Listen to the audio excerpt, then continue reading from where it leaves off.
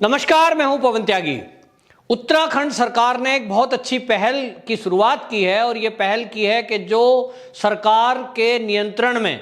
प्रबंधन में जो मंदिर थे उनको सरकारी प्रबंधन से मुक्त किया है। और ये जो फैसला है ये उत्तराखंड के मुख्यमंत्री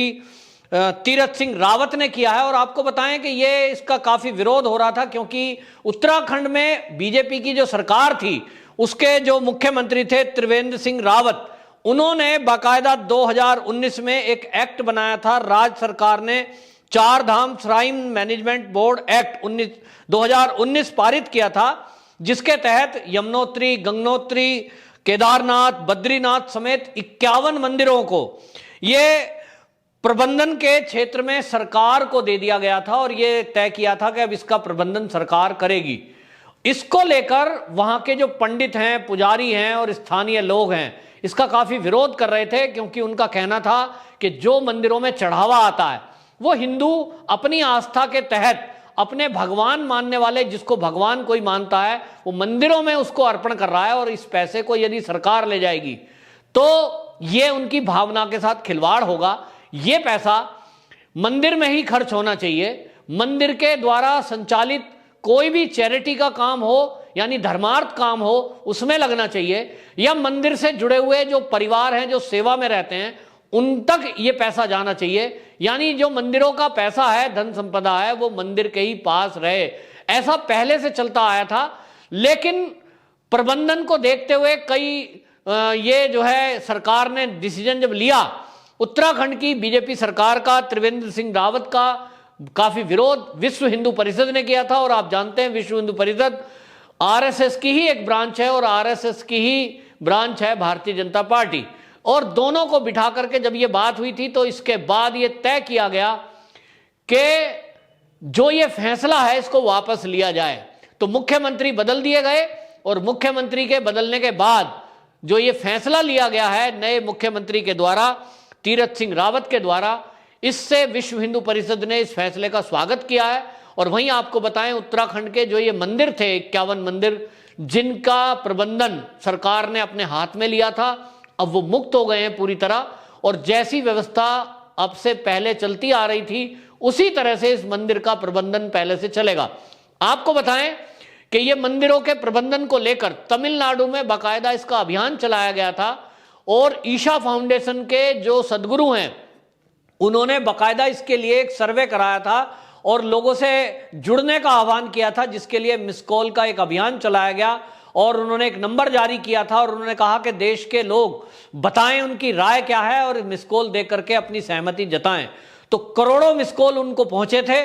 तमिलनाडु में बाकायदा तमिलनाडु के जो मंदिर हैं उनमें लगभग 3000 से ऊपर मंदिर ऐसे हैं जिनकी दुर्दशा बहुत ज्यादा है और वहां जो पंडित हैं, जो पुजारी हैं, उनमें लाखों की संख्या ऐसी है जिनके परिवार भूखे मरने के कगार पर हैं। एक टाइम की आरती भी उन मंदिर में नहीं हो पा रही है और इसलिए तमिलनाडु से ये बात चली थी क्योंकि तमिलनाडु के जो मंदिर हैं वो कला के लिहाज से, वो संस्कृति के लिहाज से, वो एक धरोहर के रूप में है। आज से हजारों साल पहले बने हुए मंदिर जो कि पत्थर को तराश के बनते थे, तो एक आश्चर्य का एक नमूना है कि जब मशीनें नहीं थी, जब क्रेन नहीं होती थी, भारी भारी पत्थरों को किस तरह से उठाकर रखा गया होगा, पहाड़ी के ऊपर कैसे ले जाया गया होगा, और जो नक्काशी की गई है बिना किसी मशीन के, ये नक्काशी, कलाकारी और पेंटिंग ऐसी कैसे हो गई कि जो आज सैकड़ों साल बाद भी वो पेंट ज्यों का त्यों है। पत्थरों की नक्काशी ऐसी देखने को मिलती है कि दुनिया में कहीं दूसरा उदाहरण नहीं मिलता। ऐसे बहुत सारे मंदिर हैं जहां विज्ञान भी ये देखने को चमत्कार महसूस करता है, मतलब विज्ञान दांतों तले उंगली दबा देता है कि आज की साइंस इतनी एक्टिव हो गई है, इतनी आगे बढ़ गई है। वहीं उस समय जो लोग ये कहते हैं कि भारत अब से सपेरों का देश था, उनके मुंह पे करारा तमाचा है जो साउथ के मंदिर हैं। उन मंदिरों में जो कलाकृति है, उन मंदिरों में जो विज्ञान का नमूना है, जिस तरह से साइंस है कि आध्यात्मिक शक्ति, अपनी अंदर की उन्नति, अपना योग साधना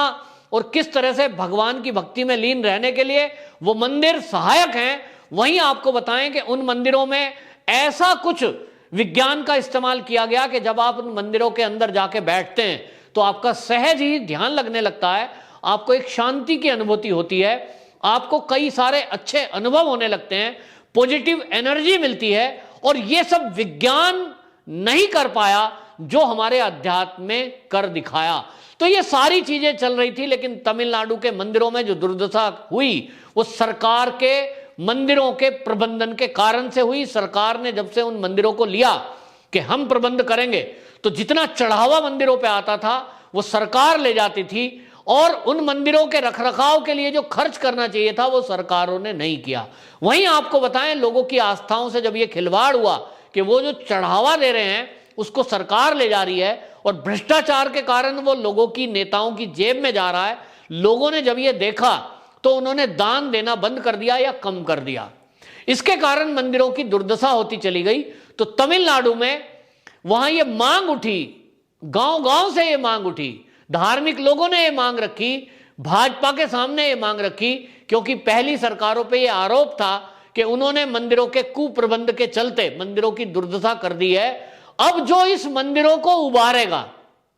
जो मंदिर का जीर्णोद्धार करेगा, जो मंदिरों को संवारेगा, जो इसकी व्यवस्थाओं को ठीक करेगा, हम वोट उसे देंगे। और इसलिए आपको बताऊं, भारतीय जनता पार्टी ने बाकायदा अपने मैनिफेस्टो में तमिलनाडु के मंदिरों की स्थिति को ठीक करने का वादा किया, जिसका कारण अभी कुछ दिन बाद पता चलेगा कि कितनी वोट मिली। लेकिन यह माना जा रहा है कि लोगों ने कम से कम उसको बहुत सराहा कि कोई पार्टी तो ऐसी है जो मंदिरों की दुर्दशा की तरफ ध्यान दे रही है और उनकी दशा सुधारने की तरफ ध्यान ले रही है। उसी समय एक विवाद उठा था कि एक तरफ तो भारतीय जनता पार्टी और उनके टॉप लीडरशिप तमिलनाडु के मंदिरों का जीर्णोद्धार की बात कर रही है, सरकारी तंत्र से मुक्ति की बात कर रही है, लेकिन उन्हीं की सरकार उत्तराखंड में है और वहां वो सरकारी दखलंदाजी कर रही है और मंदिरों में अपनी पकड़ बनाने के लिए उन्हों की सरकार में ही 2019 में ये कानून बना दिया गया, तब के जो मुख्यमंत्री थे त्रिदेव सिंह, उनके द्वारा, और इसलिए उनकी आलोचना हो रही थी। तो इसके बाद से आपको बताएं, सरकारों में यह तय कर दिया गया है party high command Bharatiya Janata party के द्वारा कि जितने भी ये सरकारी मंदिर हैं, नियंत्रण है, उनसे मुक्त किया जाएगा। और आपको बताएं,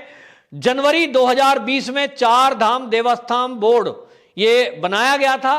अब इसको जो है बोर्ड बनाकर ये खत्म कर दिया गया है, ये सरकार ने वापस ले लिया है और अब ये मुक्त कर दिए गए हैं। जिस तरह से वर्षों से हमारे मंदिरों की व्यवस्था चलती रही है कि मंदिरों के द्वारा मंदिर का प्रबंधन, मंदिरों की जो दान की संपत्ति है उससे समाज कल्याण का काम। ये बात अलग है कि कुछ मंदिरों पे ये विवाद रहा कि उनके पास संपत्ति बहुत है, सोना बहुत है, उनके पास चढ़ावा बहुत है जो अरबों में है, लेकिन वो उस तरह का उसका उपयोग नहीं करते हैं। लेकिन यहां मंदिर प्रबंधकों का ये कहना था कि ये जो पैसा है मंदिरों में जो खजाने के रूप में रखा है, ये उस टाइम के लिए रखा गया है जब कभी देश में अकाल पड़ेगा या देश को इस पैसे की जरूरत होगी। जब जरूरत होगी तो इस पैसे को सरकार को भी सौंपा जा सकता है। और ऐसे अनेक उदाहरण आए हैं जब इस समय देश आजाद नहीं था और यहां राजाओं का शासन चलता था, तो कभी मंदिरों के पास जो चढ़ावा रहा है, देश के ऊपर आपत्ति विपत्ति के समय उस पैसे को देश के राजा को सौंपा गया ताकि वो उससे अस्त्र शस्त्र खरीद सके या दवाई खरीद सके या लोगों के लिए भोजन की व्यवस्था कर सके। यानी मंदिरों के द्वारा जनता के लिए कल्याण के बहुत सारे काम उस समय भी किए जाते थे, आज भी बहुत सारे मंदिर ये दान पुण्य का काम और चैरिटी का काम, लोगों की भलाई का काम, यहां तक कि गरीब लड़कियों का विवाह, गरीबों को मुफ्त भोजन, गरीबों को मुफ्त चिकित्सा, ये बहुत सारे काम मंदिरों के द्वारा चलते हैं। ऐसे में ये बात उठ रही थी कि मंदिरों की वो पुरानी स्थिति नियंत्रण देखभाल रखिए। देखभाल रखना इसलिए जरूरी है कि जो मंदिरों की कमेटी बनेगी, जो ट्रस्ट बनेगी, उसको सरकार ध्यान रखती है, उसका ऑडिट होता है और सरकार भ्रष्टाचार के कारण यदि उस ऑडिट में क्लीन चिट दे देती है भ्रष्ट मंदिरों को, वो सरकार की गलती है। और इसलिए सरकारी एजेंसियां उस पर ध्यान रखें कि पैसे का दुरुपयोग तो नहीं हो रहा है, जो दान में पैसा आ रहा है उसका यूज किस तरह हो रहा है, ये नियंत्रण ध्यान रखना जरूरी है। लेकिन नियंत्रण पूरी तरह मंदिरों की कमेटी के पास होना चाहिए। और आप इस बात को ध्यान रखेंगे कि इस देश में हमारे केवल हिंदुओं के लिए मंदिर है तो वहीं ईसाइयों के लिए चर्च है और मुसलमानों के लिए मस्जिद हैं, वो मस्जिदों में पूजा के लिए जाते हैं, लेकिन मस्जिद और चर्च ये कभी भी सरकार ने अपने नियंत्रण में नहीं लिए, चाहे वहां कितना भी चढ़ावा आता है, चाहे वो कितनी भी प्रसिद्ध क्यों ना हो। तो इस बात से ये भी एक बात आरोप लग रहे थे कि सरकार ये दोगलापन क्यों कर रही है, ये देश की आजादी के बाद से इस तरह का काम क्यों किया गया कि हिंदुओं के मंदिर को कब्जे में लिया गया सरकार के द्वारा, वहीं मस्जिद और गुरुद्वारे को या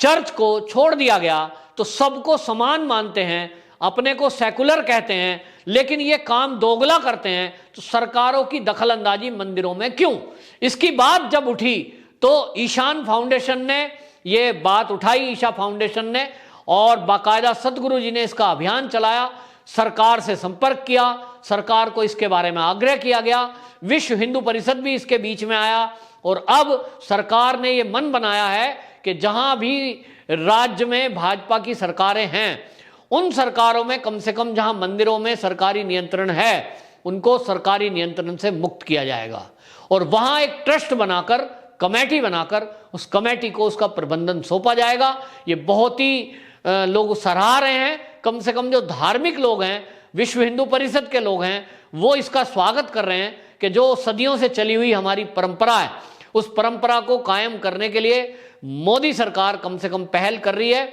इसके लिए कोई कानून बनाना पड़े तो कानून भी बनाना चाहिए, जिससे कि कभी भविष्य में आने वाली सरकारें इस तरह की दखलंदाजी ना कर पाएं, या तो सभी धार्मिक स्थल किसी दायरे में हो, एक कानून के तहत हो, एक तरफ किसी को कोई सुविधा दे रहे हैं, दूसरों तरफ दूसरे को कोई सुविधा दे रहे हैं। ये जो पक्षपात का काम है, ये 70 सालों में हुआ है, लेकिन अब मोदी सरकार में भी अगर ये जारी रहता है तो ये नहीं होना चाहिए। ऐसी मांग धार्मिक गुरुओं ने, धार्मिक नेताओं ने, मंदिरों के पंडितों की संस्थाओं ने और विश्व हिंदू परिषद ने किया था, जिसको अब स्वीकार कर लिया गया है। और इसके बाद जो मंदिर के पुजारी हैं, खासतौर पे उत्तराखंड के लोग, उनके अंदर बहुत खुशी की लहर है कि कम से कम हमारे मंदिरों का जो